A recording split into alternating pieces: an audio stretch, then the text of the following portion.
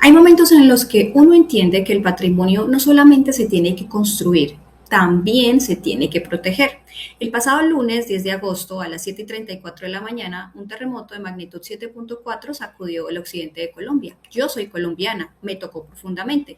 Mientras estamos grabando esta libreta, pues las cifras siguen cambiando, las labores de rescate continúan. Lo que sí sabemos es que estamos hablando de uno de los terremotos más fuertes que ha vivido Colombia en décadas y de una tragedia que ya deja cientos de personas fallecidas, miles de viviendas afectadas y seguramente mientras usted veía las noticias, posiblemente pensó en su amigo colombiano, si no es colombiano, pensó en su familia, piensa uno cómo me cogería a mí un momento como esos, piensa uno en los padres, en la casa, en lo que uno tiene.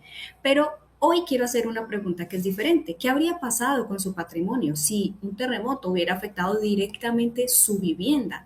Porque hay una diferencia enorme entre tener una casa de 800.000, $1.000.000, a tener una casa de ese mismo valor que realmente esté protegida. Y es la diferencia de la que quiero que conversemos hoy. Yo soy Natalia Ospina, asesora patrimonial, fundadora de esta libreta financiera. Vamos a mirar 5 terremotos que ocurrieron este año en diferentes partes del mundo, pero que realmente no vamos a hablar de patrimonios.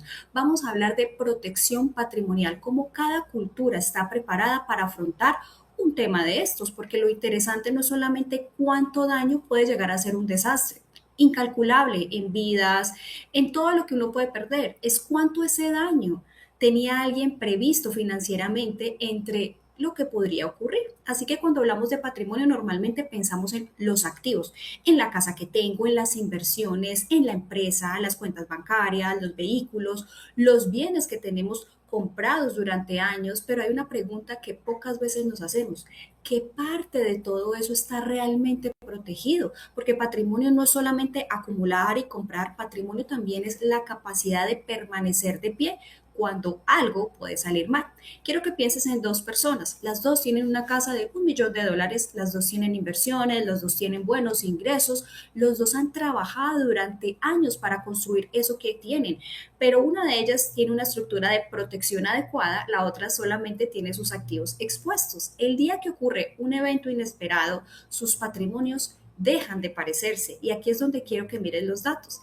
En Colombia, de hecho, la encuesta nacional de calidad de vida 2025 preguntó directamente a los hogares si tenían seguros de vivienda contra desastres naturales, incendio, robo o daños. ¿Cuál fue la respuesta? Solo el 6.5% dijo que sí. Es decir, 6 de cada 100 hogares solamente estaba protegido. Y hay un detalle todavía más importante. En los hogares que tienen crédito hipotecario, la cuota normalmente incorpora un seguro de incendio y terremoto que protege el valor del monto total que se debe. Entonces, cuando usted termina de pagar la casa, puede desaparecer esa obligación porque es usted el que decide si la quiere tener, pero también puede desaparecer la protección que venía asociada al crédito que ya terminó de pagar. Y ahí aparece la pregunta que vale la pena hacerse. ¿Su patrimonio está protegido porque usted lo decidió o porque alguien más se lo está exigiendo? Así que quiero llevarlos ahora a 5 lugares del mundo. No nos vamos a quedar solamente en esa parte que es la conversación de esta semana, porque cuando uno compara países, culturas, formas de pensar, empieza a darse cuenta de qué riesgo no es solamente el terremoto, es que también habían construido cada sociedad antes de que un imprevisto de esta magnitud llegara. Y aquí no hay fondo de emergencia que valga. Estamos hablando de protección real. Así que vamos a empezar en Colombia, precisamente porque es el país donde empecé hablando. El terremoto del 10 de agosto pasado afectó de manera severa las varias ciudades de occidente del país. A medida que avanzan estas labores de rescate, las cifras de víctimas, los daños continúan actualizándose, pero hay un dato que les acabo de mencionar que para mí es sorprendente. Desde esa encuesta ya sabíamos que solo 6.5 de cada 100 personas reportaban tener un seguro de vivienda. Eso significa que la gran mayoría de familias en este momento tienen que asumir directamente el riesgo financiero de perder o tener que reparar su vivienda. Y aquí hay otra confusión muy común. Si usted vive en un edificio, usted puede pensar, mi edificio tiene un seguro.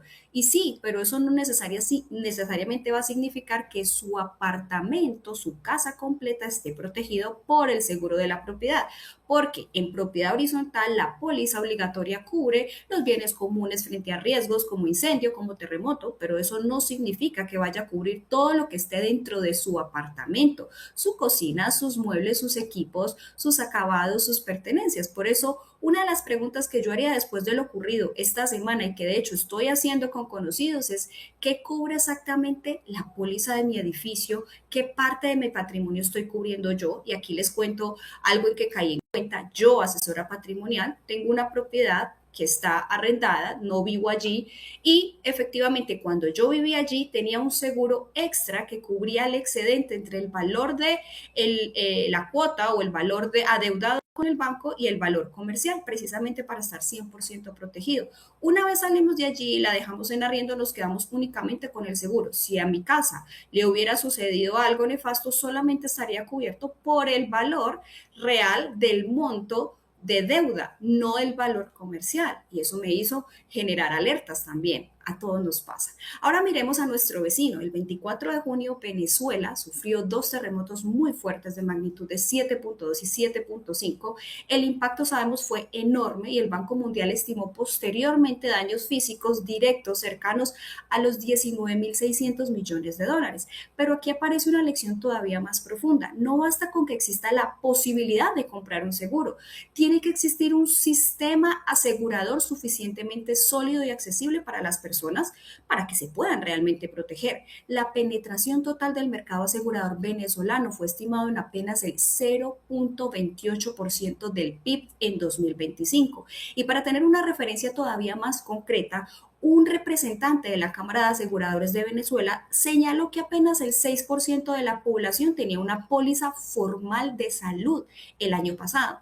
Entonces, Venezuela nos deja una pregunta: ¿qué ocurre cuando un país, qué ocurre cuando una familia o una empresa tiene muy poca capacidad de transferencia de riesgo?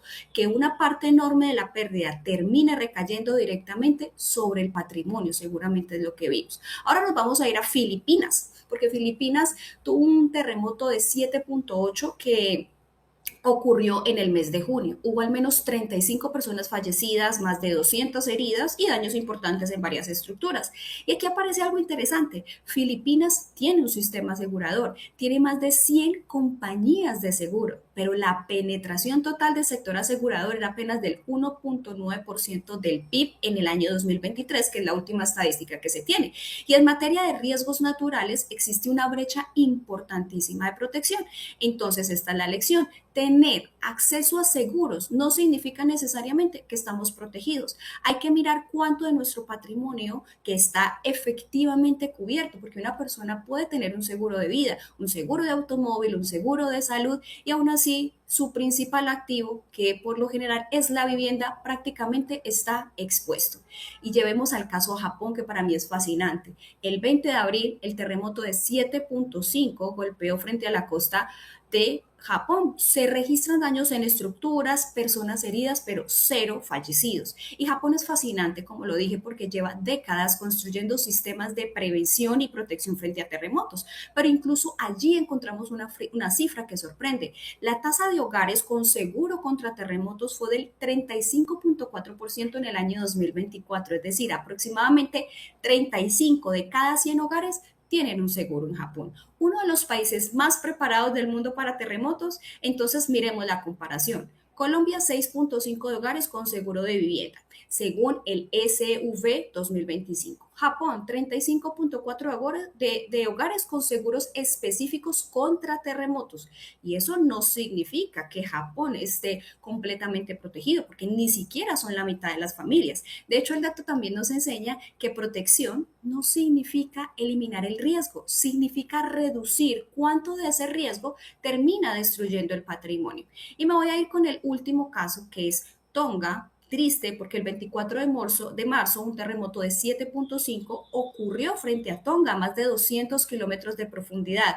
¿Por qué incluir un terremoto que produjo mucho menos daños que los anteriores que mencioné? Porque Tonga representa otra realidad, una economía pequeña, altamente expuesta a riesgos naturales y con una capacidad financiera mucho más limitada para absorber grandes pérdidas. Y aquí aparece algo que me parece fundamental: la protección patrimonial no empieza cuando está ocurriendo corriendo a la emergencia. Empieza mucho antes. De hecho, en 2026, Tonga dio un paso interesante al contratar cobertura paramétrica para sequías a través del Pacífico, una compañía que le permitía tener riesgos contra catástrofes. La idea es sencilla, no hay que esperar a que ocurra el desastre para comenzar a pensar cómo voy a financiar las consecuencias, porque ahí ya es tarde y es la conversación que he tenido con varios familiares esta semana. Después de mirar estos 5 casos, quiero que hagamos algo mucho más importante. Dejemos de lado los países, hablemos de usted. Sí, el que está ahí al lado de la pantalla, que tiene su libreta a mano, porque probablemente usted no vive en Tonga, no vive en Japón,